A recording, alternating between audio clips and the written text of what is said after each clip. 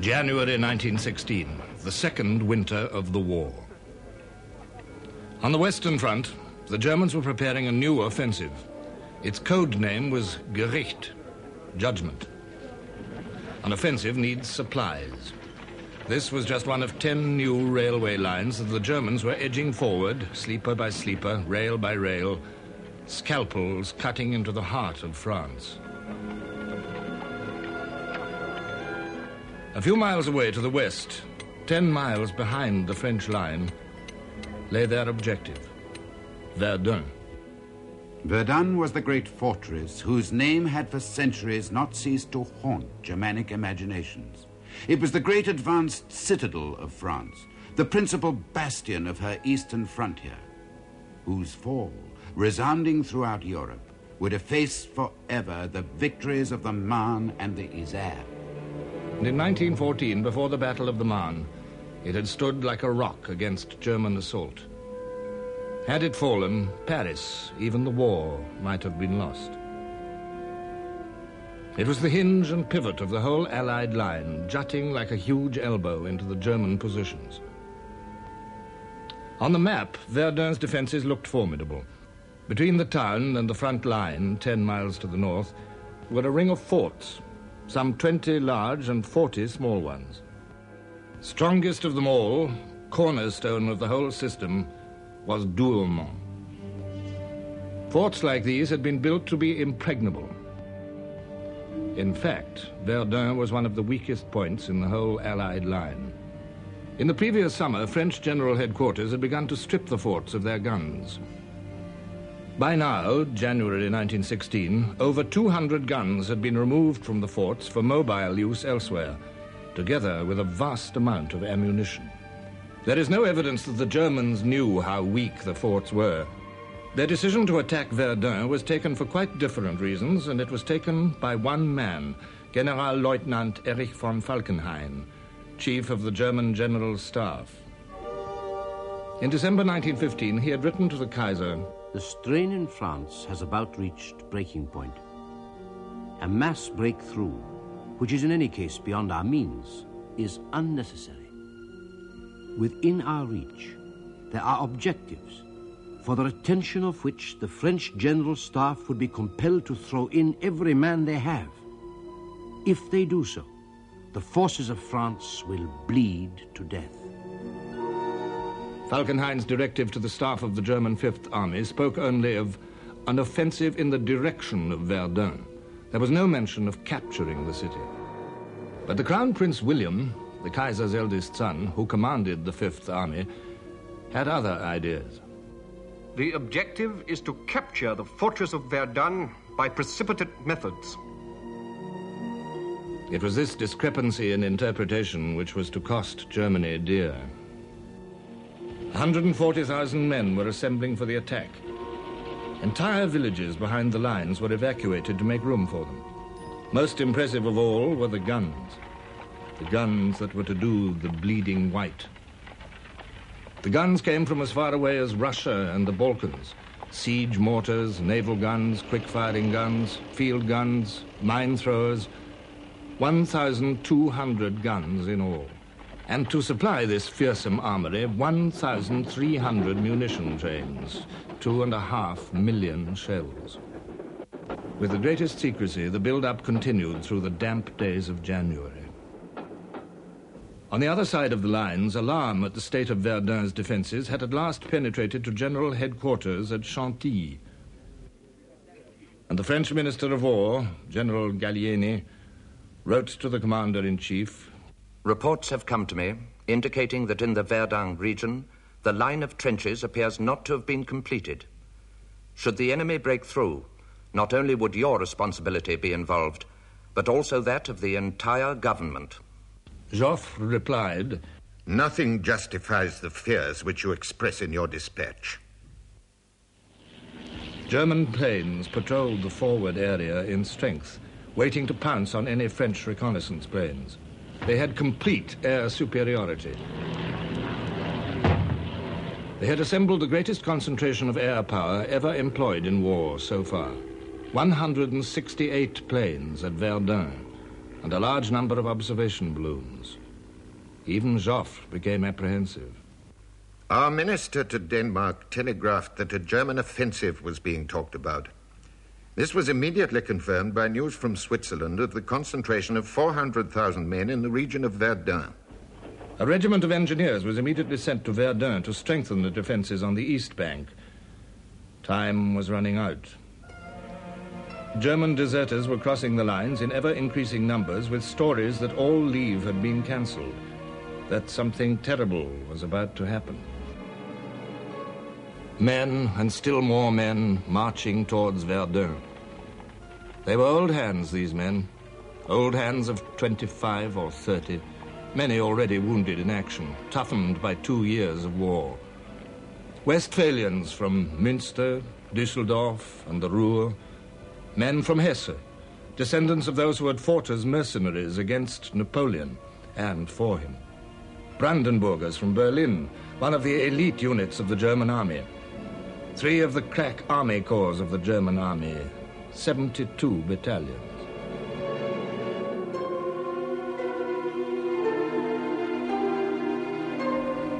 Their wait was a fearful one. On February the 11th, the day before the attack, Verdun's treacherous climate came to the aid of the French. The attack was postponed. It gave the French a little time to improve their defenses, to settle in 2 new divisions that had just arrived. These men, like the Germans, were veterans, young men grown old before their time. Poilus, the French public called them, the hairy ones. It was a nickname they disliked. Few of them fought any longer for such noble aims as the recovery of Alsace and Lorraine. They fought for the remaining land of France. And so they waited. 34 battalions of them, 30,000 men. Ill-prepared, outnumbered by over 2 to 1, and by much more in guns. The hour is near.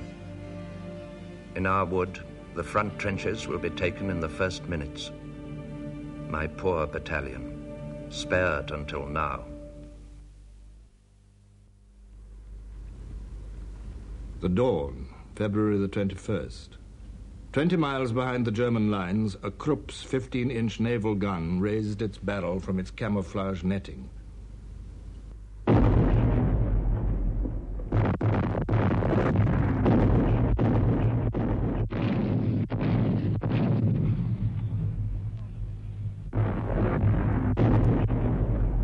For 3 hours, the German heavy guns ranged on Verdun itself. At 7 in the morning, the bombardment switched to the French lines. 1 heavy battery to every 150 yards of trench, and to the roads leading up to them. Gun after gun joined in, 1,000 in all firing onto 6 miles of the French front. To the French, cowering in the woods of the East Bank, the air seemed solid with whirling fragments. The shells appear like great ghosts, axing the trunks, mangling the branches into hanging shreds.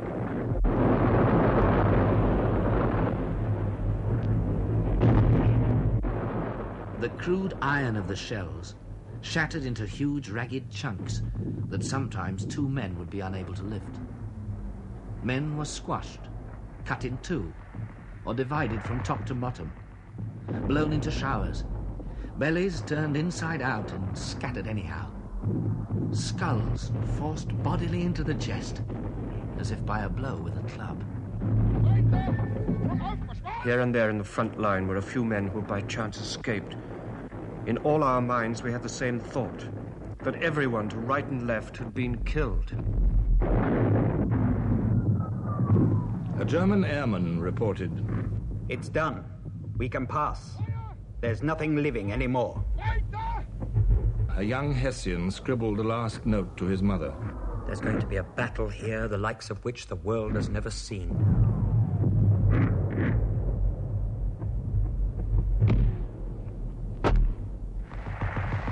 The Germans had 8 miles to go.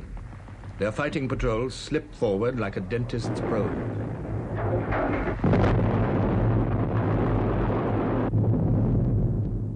moved slowly, not in a straight line, as though they were picking their way.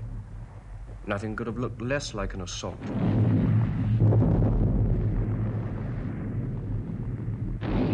Some of the Germans had containers strapped to their backs.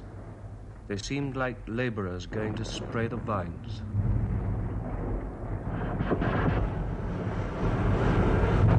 Flamethrowers. The Germans were trying out their new weapon on the French. The tongues of burning oil, propelled by compressed nitrogen, turned men into flaming torches.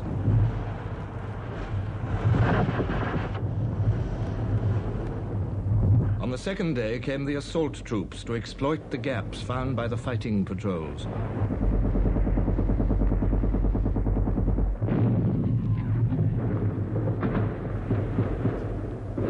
By the fourth day, the Germans were through into open country. The whole of the second French line had crumbled in a matter of hours. For the first time on the Western Front since 1914, they scented a breakthrough. Few trenches faced them, not much barbed wire, open country ahead. And they had taken 10,000 prisoners. They give one the impression of complete breakdown and complain loudly of their senior commanders. Even Joffre was shaken out of his accustomed calm. I wished more than at any time in my life I could be in two places at once. I felt that decisions I was taking at Chantilly, far from the scene of action and based on uncertain information, ran the risk of being invalidated before they could be carried out. I would have liked to be at Verdun, but my duty unquestionably was to be at my headquarters.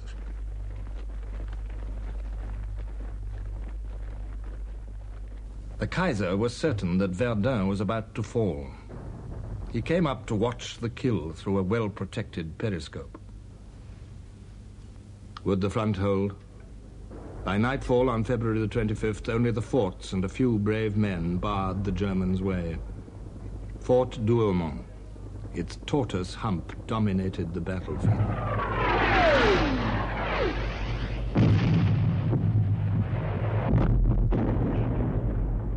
The men of the 24th Brandenburg Regiment, just back from their victory over the Serbs in the Balkans, had no orders to capture Douaumont.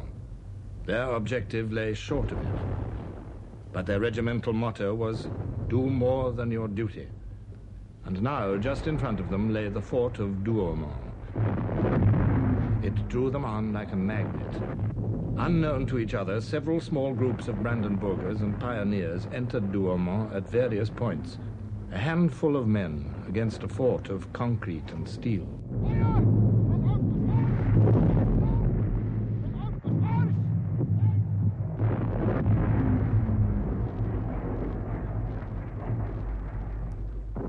The Germans were astounded to find the fort was garrisoned by 56 elderly territorial gunners under the command of a sergeant major. A handful of men were manning the guns. The rest were sheltering in the cellars from the German bombardment. They offered no resistance.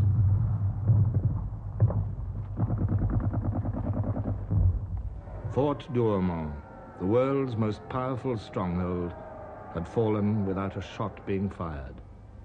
In Germany there was jubilation, and the Crown Prince himself decorated the victors, the brave Brandenburgers. But in France, not surprisingly, the disaster of Douaumont was played right down by French General Headquarters. The crowds of worshippers in Paris on that Sunday morning, February the 27th, were to find their newspapers full of evasions. The official communiqué spoke of a fierce struggle around Fort Douaumont, which is an advanced outpost of the old defenses of Verdun. The position carried by the enemy after several fruitless assaults which cost them very heavy losses has since been reached and passed by our troops. Evasions of this kind made matters worse, and the rumors passed from mouth to mouth that Verdun itself was lost. In Verdun itself, confusion reigned. "Run like hell, but no panic," one French officer was overheard to shout.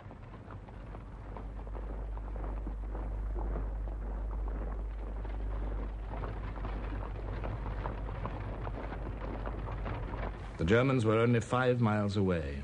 There was one more ridge between them and the city. Could Verdun be held? De Castelnau thought it could be, and to carry out his will, he had persuaded Joffre to appoint General Pétain as commander of the Verdun army.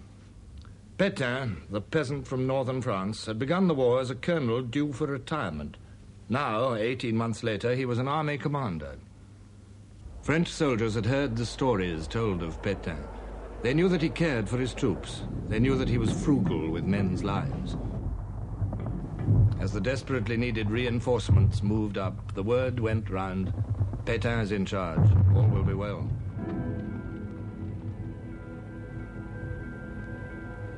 Conserve your strength. The counter-offensive will follow, Pétain told his commanders.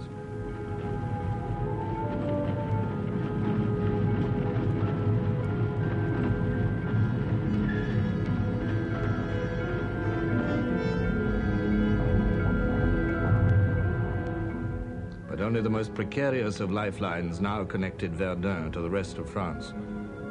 The only rail link left was a narrow-gauge railway built to supply a peacetime garrison. Alongside the railway, there was one second-class road. It ran into Verdun from Bar-le-Duc, 50 miles to the south. The road was only 20 feet wide, just wide enough for 2 vehicles to pass. The trucks that bumped along it on their solid tires had been commandeered from all over France, more than 3,000 of them. It was like some gigantic serpent which never stopped and never ended, said one American observer. By a miracle of organization, the road was kept open. In this critical week at the end of February, 25,000 tons of supplies and 190,000 men passed along it. 6,000 vehicles a day, one every 14 seconds, for hours on end. In the months ahead, 2/3 of the entire French army were to pass up this road, bound for the Calvary of Verdun. A French writer named the road La Voie Sacrée, the sacred way.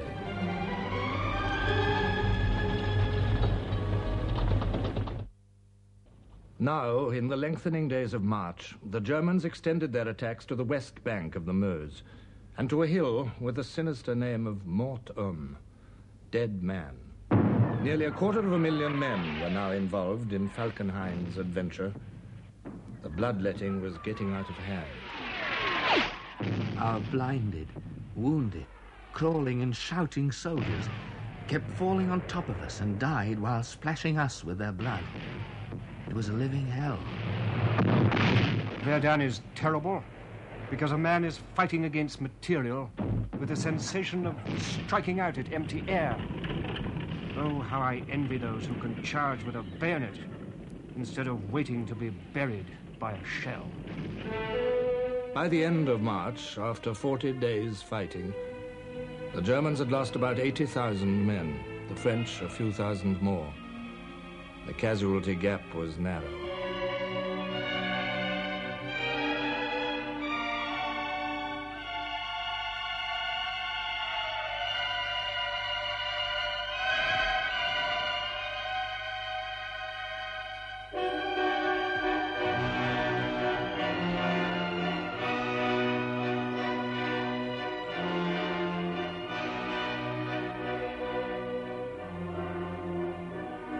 Villages had disappeared. Woods had disappeared. The battlefield was a lunar landscape. These days of Verdun were foul. Several times they have raised before our eyes the veil of hell. Our mission was to be crushed. Divisions followed each other. They had no other role but to set up each day before the enemy a wall of corpses. Trenches were mere ditches. For days you never saw the enemy, just endless shells. You ate beside the dead. You drank beside the dead. You relieved yourself beside the dead. You slept beside the dead. Often you had no sleep for over a week. Tomorrow those who sleep in beds will read in their newspapers that the line is held. How can they imagine what that simple word, hell, means?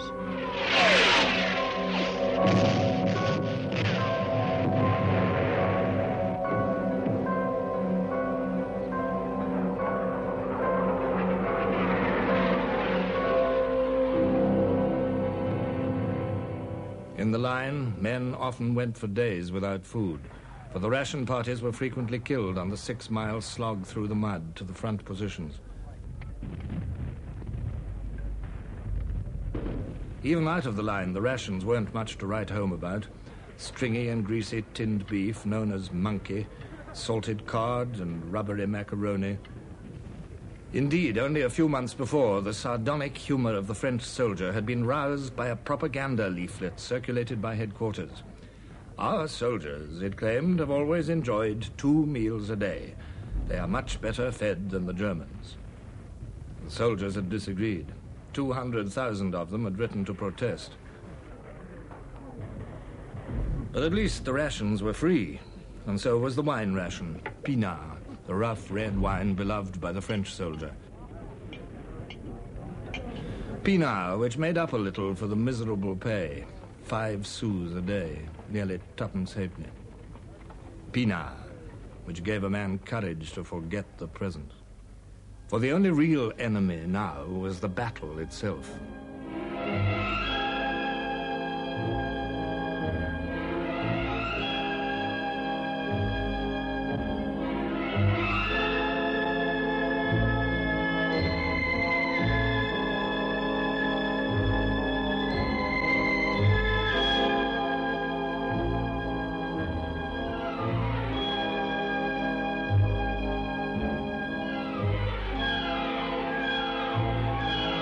And the horror of that battle tarnished the face of every soldier at Verdun, Frenchman and German alike.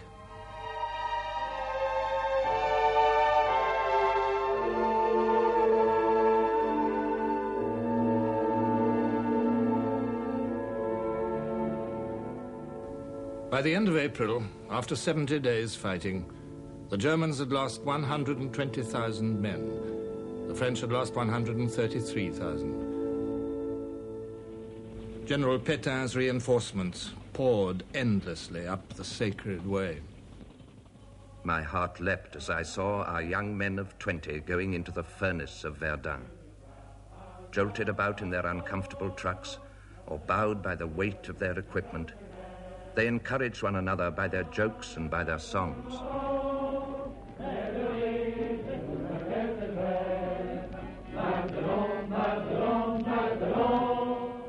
But when they came out of the battle, what a pitiful sight they were. Their expressions seemed frozen by a vision of terror. They sagged beneath the weight of horrifying memories. It seemed as if these mute faces were crying something terrible. The unbelievable horror of their martyrdom.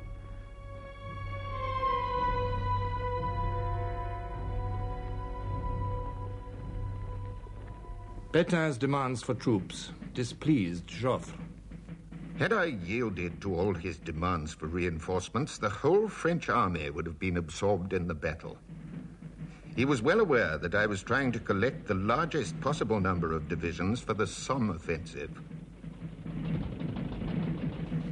So, in May, Pétain was succeeded by General Robert Nivelle, an out-and-out apostle of the offensive, a man of boundless ambition and self-confidence. Nivelle was told that he could expect no more fresh troops.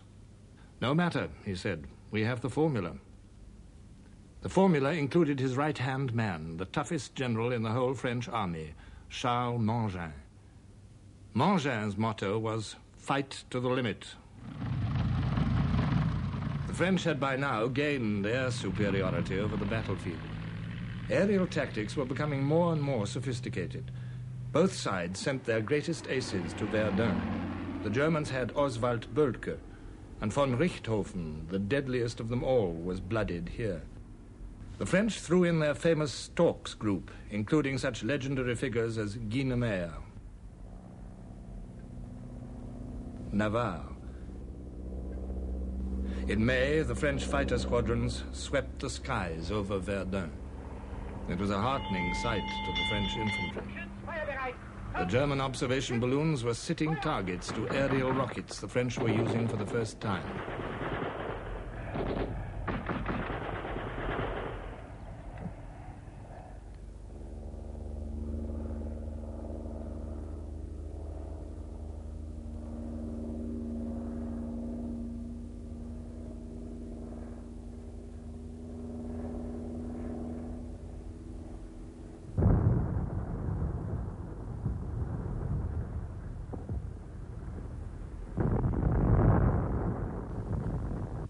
Now it was the French turn to attack.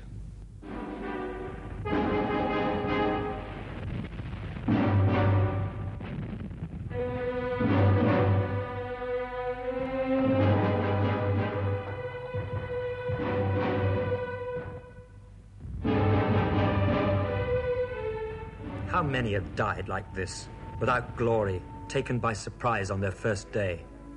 They have given their life, and nobody even knew their name. Hell cannot be so terrible as this. Humanity is mad. It must be mad to do what it is doing. One begins to ask oneself, where is victory? And whether it might not lie in any kind of peace which would at least save the race. An artery of French blood was cut on February 21st, and it flows incessantly in large spurts.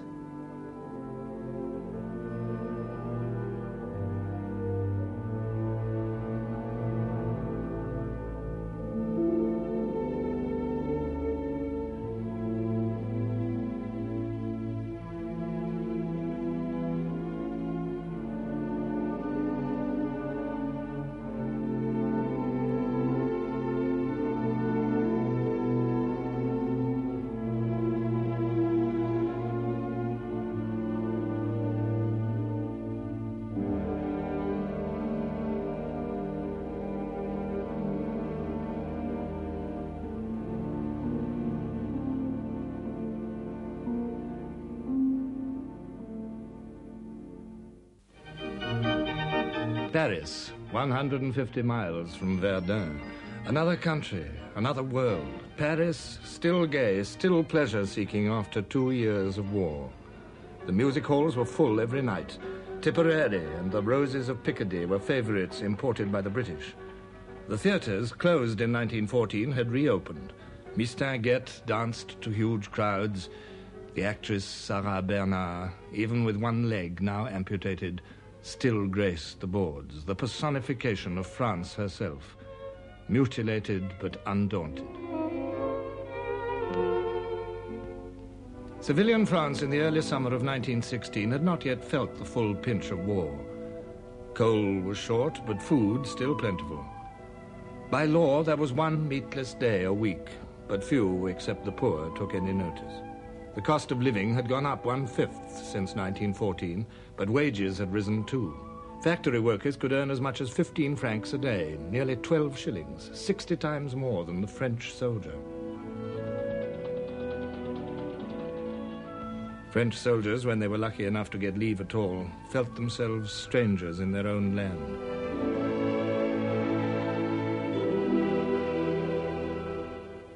Life is good. One can understand these people resigning themselves to the war. It's consoling to know that if one perishes in the barbed wire, they will not be too much affected by the loss. Paris was full of embusqués, the shirkers, and the armchair warriors and the profiteers who had made a packet out of the war. I met a lot of them on my last leave, the fat, shining swine. They take their aperitifs and they read their papers. That's about the only way they have of knowing what's going on in the war. So many lies have been spread about us that I have many times seen the troops tear up the newspapers. Phrases like, "our gallant wounded," vivid armchair descriptions of the enthusiastic ardor of combat. Cant like this enraged the men who knew what it was like. They were getting a little tired of medals. Heroics were all very well for the cartoonists. Sentimentality might bring comfort to the folks at home, but this kind of glorification sickened the men who had faced the reality of death at Verdun. And the newspapers of the world agreed. "As ye shall sow, so shall ye reap," read this American cartoon. The Crown Prince, too, came in for his share of blame. "Father, we must have a higher pile of bodies at Verdun," read the caption to this in the Daily Mail. But Crown Prince William no longer believed the city could be taken. I was absolutely opposed to continuing the attack.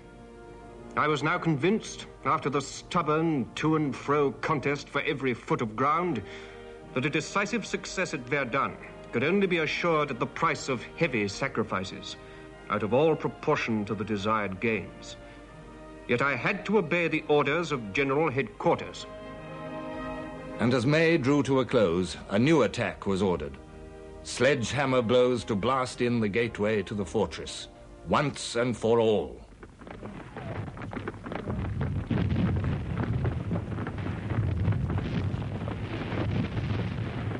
On June the 1st, a glorious summer day, the Germans attacked yet again. The two nations were now locked firmly in their mortal duel. All Germanism had gone into the meticulous preparation, the formidable armament, the skillful planning, the sheer courage of the attack.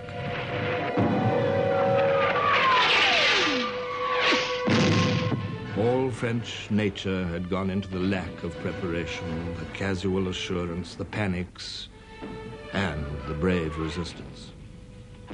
To Lloyd George, the British Minister of Munitions, Verdun seemed one of the most gigantic, tenacious, grim, futile, and bloody fights ever waged in the history of the war. On those heights, Gaul and Teuton fought out a racial feud which had existed for thousands of years.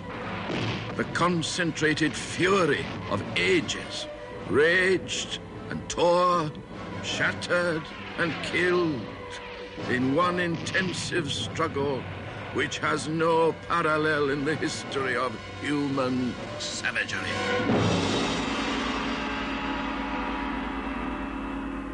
The battle was no longer an episode that spent itself in blood and fire. It was a thing that dug itself in remorselessly week after week. They breathed in the smell of a tormented world. A smell like that of a planet in the process of being reduced to ashes. Most of them had given up all hope of surviving. I saw a man drinking from a scum-covered green marsh, where a dead man lay, his black face downward in the water, lying on his stomach and swollen as if he'd not stopped filling himself with water for days. Having despaired of living amid such horror, we begged God not to have us killed. The transition is too atrocious, but just to let us be dead. We had but one desire, the end. French morale wavered. Pétain signaled to Joffre about the Anglo-French offensive on the Somme in August. A tactical success by the English would not compensate for the loss of this city. Its capture would be an inestimable success for the Germans. Verdun must not fall. Joffre issued an order of the day. Soldiers of Verdun, upon your heroic resistance still depends our future victory. I make one more appeal to your courage, your ardor, your spirit of sacrifice, your love of country. Hold fast and strive with all your might to shatter the last desperate efforts of an enemy now at bay.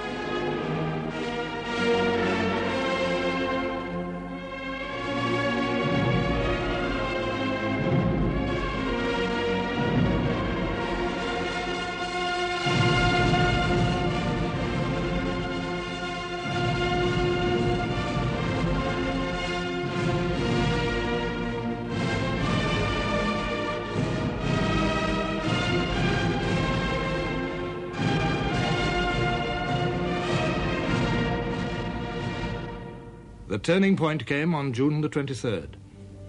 On that day, the Germans penetrated to within 2.5 miles of Verdun itself. It was the moment of supreme crisis.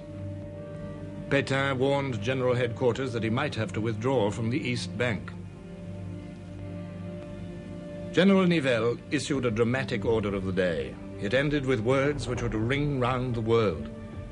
"You will not let them pass."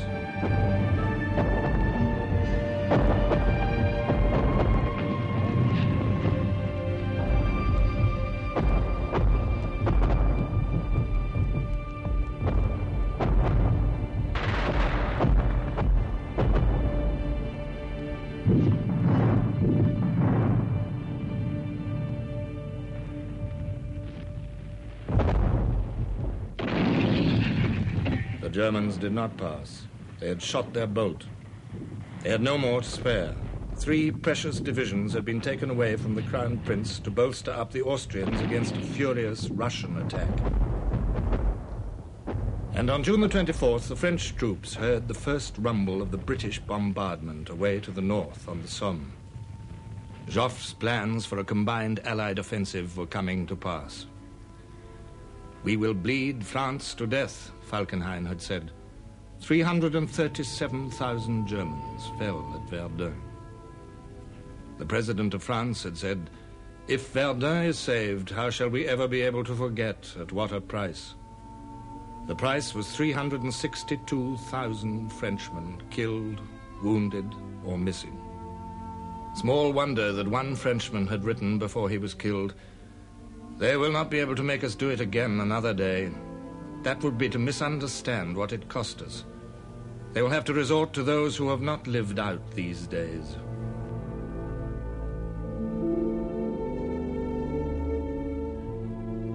Among these motionless bodies, 2 things moving.